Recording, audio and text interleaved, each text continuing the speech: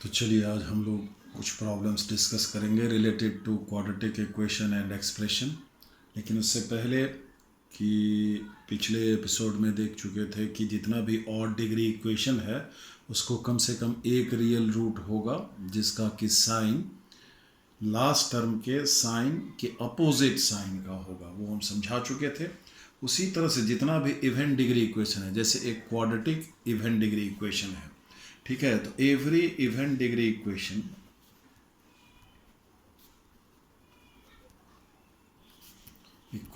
Has,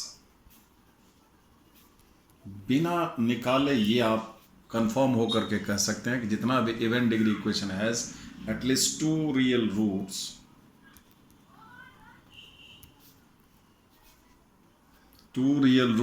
of opposite sign.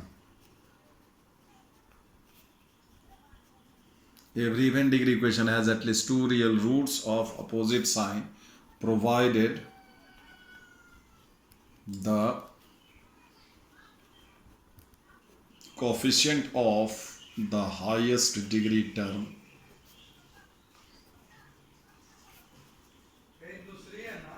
positive and the last term negative।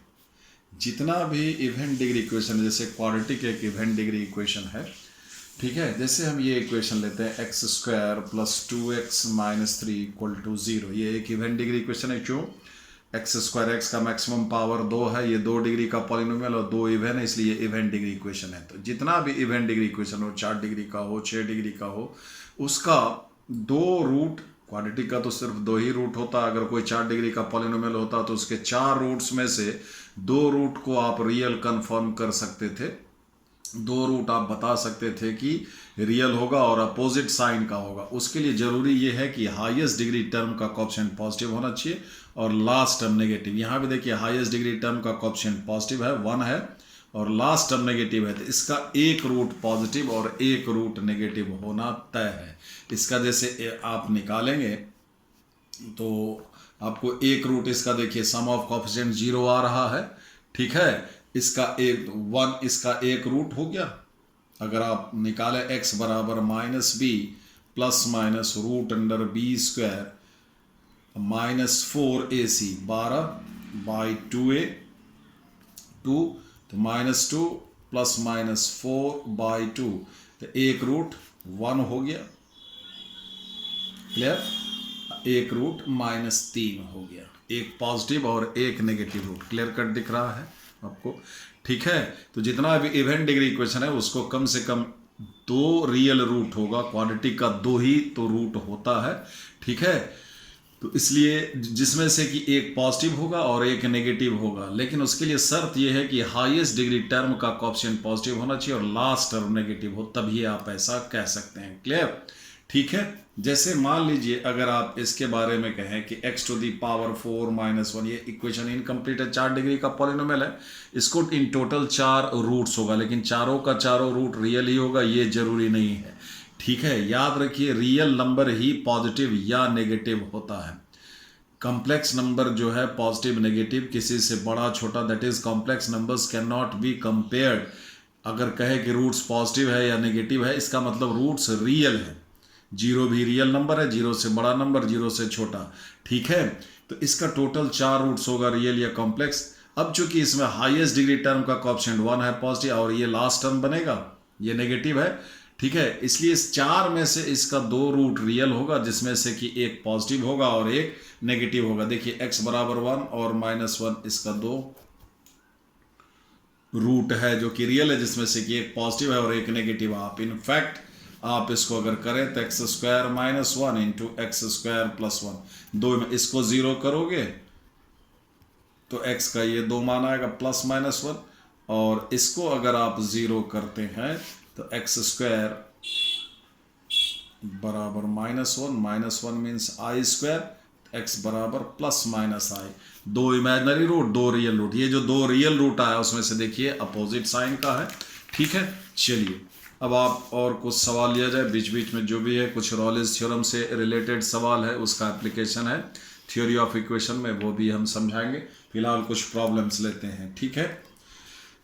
पहला सवाल जैसे आपको लिया गया है वो ये है कि the number of real solutions, number of real solution, solution real भी हो सकता है,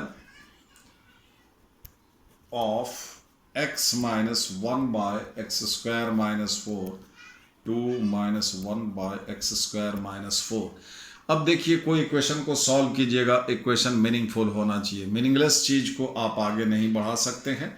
ये इक्वेशन मीनिंगलेस हो जाएगा अगर x 2 या फिर माइनस 2 हो गया, चूंकि डिनोमिनेटर 0 हो जाएगा। ठीक है, तो यहां पर आपको लिखना होगा कि x का मान 2 या फिर माइनस 2 कभी नहीं होगा। अगर ये हुआ तो ये इक्वेशन मीनिंगलेस हो जाएगा। ठीक है, जब ये x 2 या माइनस 2 नहीं है तब ये 0 नहीं होगा। जब ये 0 नहीं होगा तो ये दोनों हट जाएगा, तो आपको x का मान क्या आएगा 2। ठीक है, जो कि आपको लेना नहीं है, विच इज नॉट एडमिसिबल, क्योंकि आप पहले ही लिख चुके हैं कि x का मान 2 या फिर माइनस 2 नहीं होगा। ठीक है, तो ये x बराबर 2 आया, which is not admissible, therefore there is no solution. इस इक्वेशन का कोई सॉल्यूशन नहीं होगा। मेरी बात समझ में आई? क्योंकि ये इक्वेशन को सॉल्व करने को कहता, मतलब x का वो मान आपको इवेलुएट करने को कहता जो कि इसको आइडेंटिकली सेटिस्फाई करे। और ये इक्वेशन मीनिंगफुल तब ये है जब x 2 या माइनस 2 नहीं हो। 2 या माइनस 2 होने से नीचे 0 हो जाएगा, और मैथमेटिक्स में 0 से डिवीजन अलाउड नहीं है, इसलिए x ये नहीं लेना। जब ये नहीं लेना है तो ये चीज़, ये नीचे वाला 0 नहीं होगा, तो ये दोनों एक दूसरे तरफ से सेम साइन के साथ है, बैलेंस हो जाएगा, तो बचा x बराबर 2, जो कि आपको लेना नहीं है। इसलिए इस इक्वेशन का कोई सोल्यूशन नहीं होगा। Clear? There is no solution. ठीक है, दूसरा सवाल ये है, the number of values of a, the number of values of a for which a square minus 3a plus 2 into x square plus a square minus 5a plus 6 into x plus a square minus 4 equal to 0 is an identity, is an identity। ठीक है, तो ये आपको a का, the number of values of a का ऐसा कितना मान संभव है जो कि जो कि आपको इक्वेशन दिखा रहा है ये आइडेंटिटी है। ध्यान रखिए, आइडेंटिटी और इक्वेशन में, जैसे ये क्वाड्रेटिक इक्वेशन है, अभी आप देखिए ये एक क्वाड्रेटिक इक्वेशन है जिसका सोल्यूशन आप निकाले 1 और -3।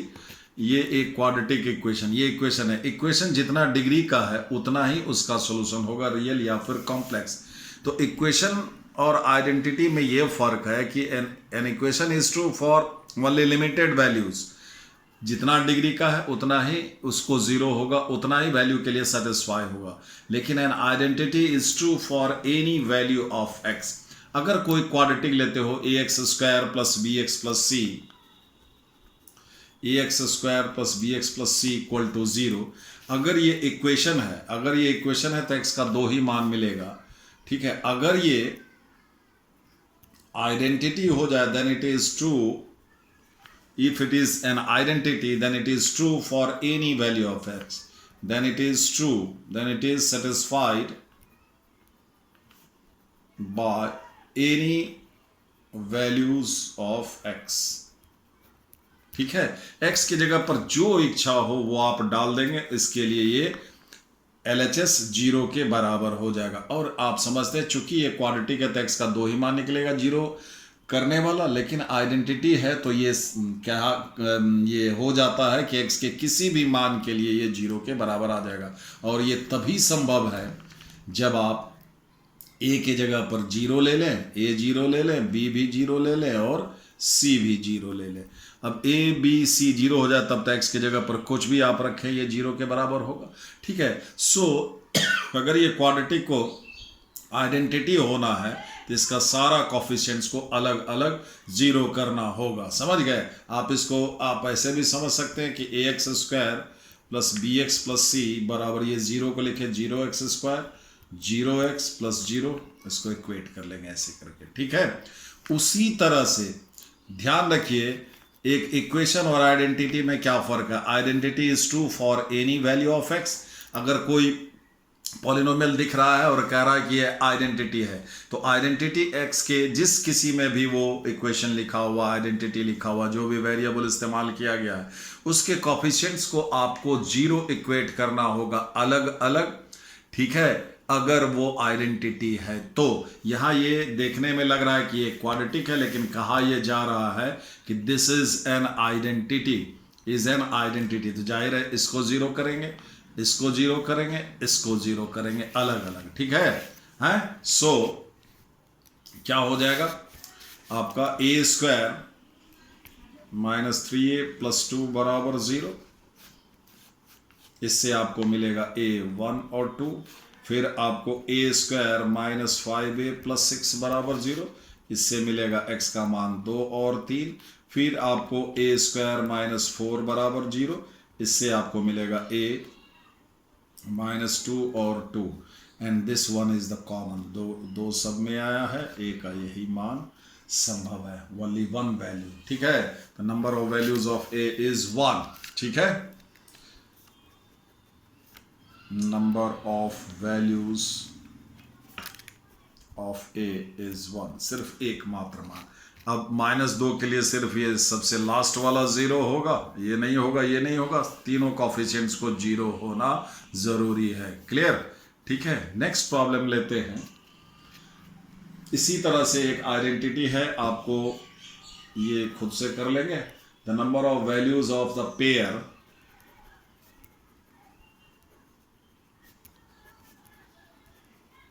का संख्या, number of values of the pair AB for which A into x plus 1 का whole square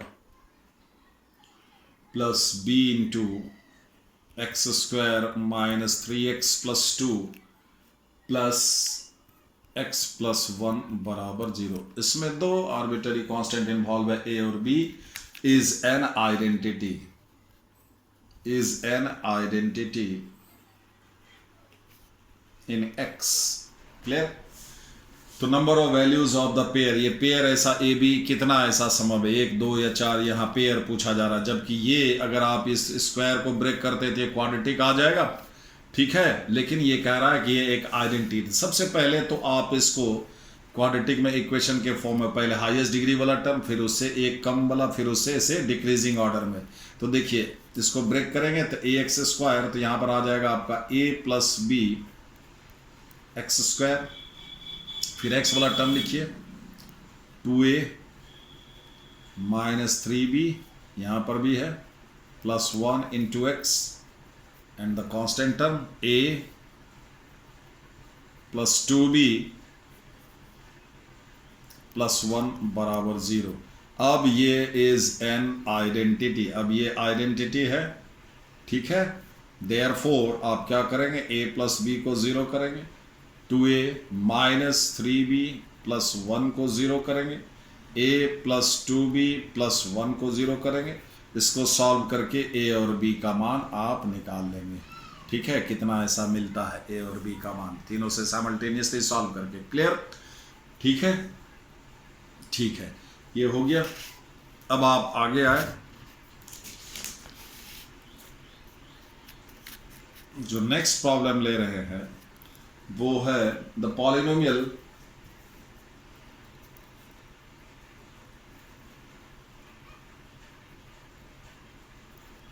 ax square plus bx plus c into ax square minus dx minus c ac is not equal to 0 has options है 4 real roots, at least 2 real roots, at most 2 real roots और non real roots. अब ये चूंकि 4 degree का polynomial हो गया, ठीक है, 4 डिग्री का, इसको गुना करेंगे तो 4 डिग्री का है पॉलिनोमियल, ये हो जाएगा। इसको 0 करके पॉलिनोमियल इक्वेशन 4 डिग्री का आएगा तो 4 रूट्स आपको आना चाहिए। वही पूछ रहा है कि ये जो इसका 4 डिग्री का ये इक्वेशन बनेगा तो इसका कितना रूट्स जो है वो रियल, क्या चारों का चारों रियल होगा या 4 में से कोई 2 रियल होगा, क्योंकि कॉम्प्लेक्स रूट हमेशा जोड़ा में होता, कॉम्प्लेक्स रूट अकेले नहीं होगा। या तो इसका चारों का चारों रूट रियल होगा। अगर एक रूट रियल साबित करते हो तो इधर बचा अपना 3, तो एक अगर साबित तो 3 में एक जोड़ा कॉम्प्लेक्स हो सकता है, एक जो बचा एक रियल हो तो एक और रियल हो जाएगा। क्लियर? ध्यान रखिए कॉम्प्लेक्स रूट हमेशा पेयर में होगा। ठीक है, ठीक है। तो अब यहां देखिए कि इसका जो इसको अगर आप 0 करते हैं ये इक्वेशन हो जाएगा 4 डिग्री का।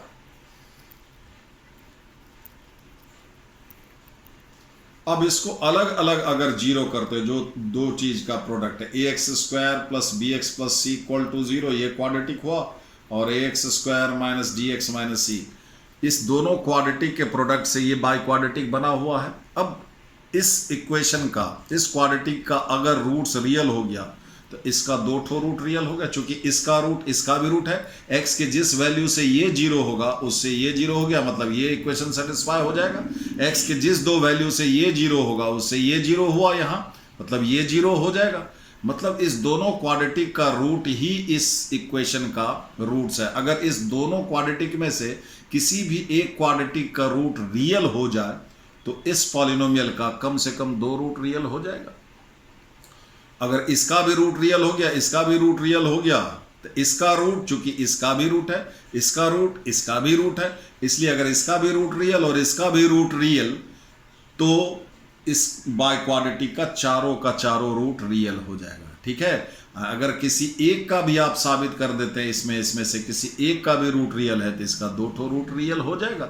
ठीक है, तो जब भी क्वाड्रेटिक की बात है यहां पर, और नेचर ऑफ रूट्स, क्वाड्रेटिक में नेचर ऑफ रूट्स करने का अर्थ हुआ कि उस क्वाड्रेटिक का रूट रियल होगा, कॉम्प्लेक्स होगा। समझ गए? तो ये कौन तय करता है? तो डिस्क्रिमिनेंट। किसी क्वाड्रेटिक का रूट कैसा होगा, रियल होगा, कॉम्प्लेक्स होगा, क्या होगा, वो आपको उसका डिस्क्रिमिनेंट तय करेगा। यहां भी आपको ले देकर के मामला 2 क्वाड्रेटिक के बीच कहा जाता है। अगर इस दोनों क्वाड्रेटिक में से किसी एक का भी रूट्स अगर रियल आ गया तो इस इक्वेशन का 2 ठो रूट रियल हो जाएगा।